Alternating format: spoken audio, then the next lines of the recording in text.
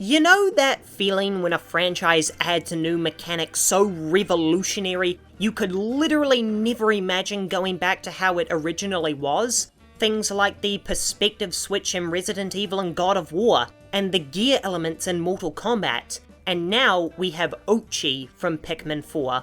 A full confession from me, Pikmin 4 is my first game in the franchise. I already knew Pikmin 3 was hailed as one of the best RTS games of all time for nearly a decade now, but I literally can't imagine playing it today, let alone the originals now that I have Oatchi. Don't misinterpret me, I will definitely finish all three of them someday, but now I look at them like I do Fallout 1 and 2, or the early Fire Emblem games as the black sheep of the franchise. But enough about the past. Let's talk about how Oatchi is so instrumental to the success of Pikmin 4 and how the whole game revolves around him entirely. First and most obvious is the convenience of Oatchi. The maps in Pikmin 4 are large. They do such a good job at conveying the size of your character as more minuscule than an ant. So having a mount is essential. And the increased movement speed is what allows these areas to be so spread out in the first place. And it's totally fair for this to be the biggest Pikmin game to date,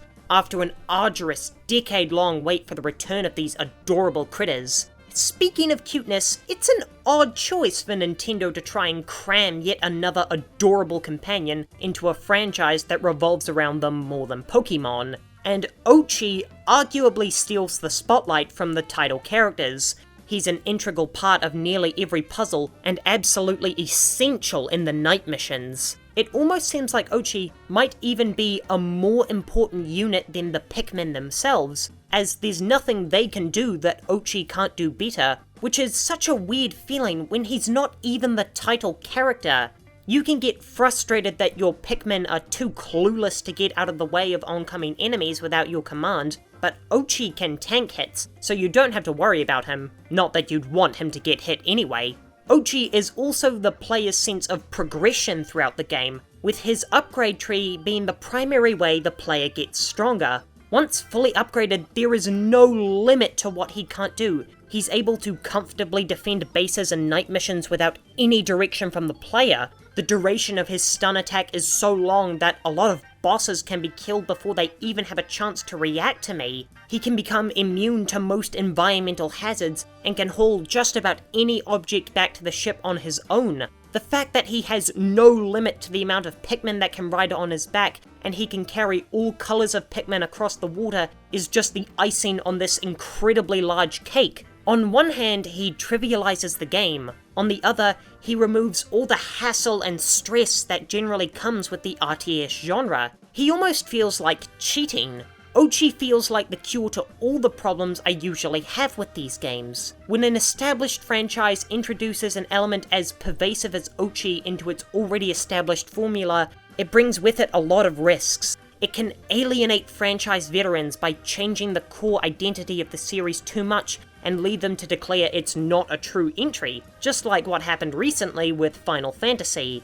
The upside is it opens the door to bringing in new fans and causes a whole new generation to potentially fall in love with your games. Many franchises do this successfully, but many core fans will still bemoan any new elements introduced to their sacred games. And after scrolling around the Metacritic user reviews, I don't think I've ever seen a franchise change this much and have everyone from the diehards who have been playing for 20 years to the newcomers who haven't touched an RTS game before falling in love unanimously with a new installment.